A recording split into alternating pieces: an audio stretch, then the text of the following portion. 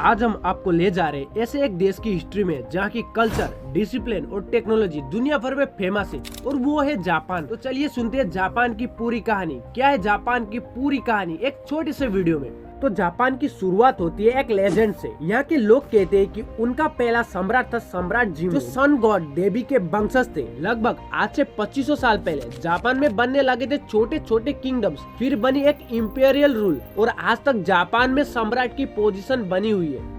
और लंबे समय तक जापान में चली समुराई वॉरियर्स की दुनिया। समुराई सिर्फ फाइटर नहीं बल्कि डिसिप्लिन और हॉनर्स का सिंबल थे। और जो रियल पावर होता था वो सम्राट के पास नहीं बल्कि होती थी शोगुन के पास, जो मिलिट्री लीडर होते थे। और इस टाइम को कहते थे फ्यूडल जापान। और 1600 BC के बाद जापान ने दुनिया से अपना डोर बंद कर दिया। लगभग 200 साल तक जापान इसोलेटेड रहा, कोई बाहर से अंदर नहीं और कोई अंदर से बाहर नहीं। लेकिन 1853 में आए कोमोडोर पेरी अमेरिका से और जबरदस्ती से जापान को खोला गया।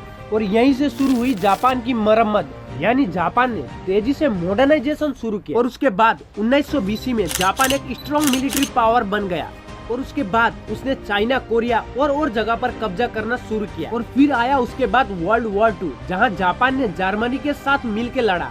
और 1941 में जापान ने पेरल हार्बर पर अटैक किया और अमेरिका भी उस वॉर में आ गया। और 1945 में हिरोशिमा और नागासाकी पर एटॉमिक बॉम्ब गिराए गए। उसके बाद जापान ने सरेंडर कर दिया। वॉर के बाद जापान टोटली तबाह हो गया था, लेकिन उन्होंने हार नहीं मानी। उसके बाद जापान ने ये बात तो ठान ली थी कि इकोनॉमी, टेक्नोलॉजी और कल्चर में वर्ल्ड लीडर बनने के लिए डिसीजन लिया। आज जापान फेमस है अपने कार्स, इलेक्ट्रॉनिक्स, एनिमी और डिसिप्लिन के लिए। टोक्यो, क्योटो, ओसाका, ये सिटीज मॉडर्न और ट्रेडिशनल दोनों में मिक्स है। तो ये है जापान की कहानी, एक देश जो लेजेंड से शुरू हुआ, जंगों से गुजरा और आज दुनिया का एक सुपर पावर है।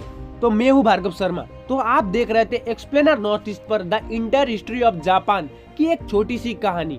तो धन्यवाद।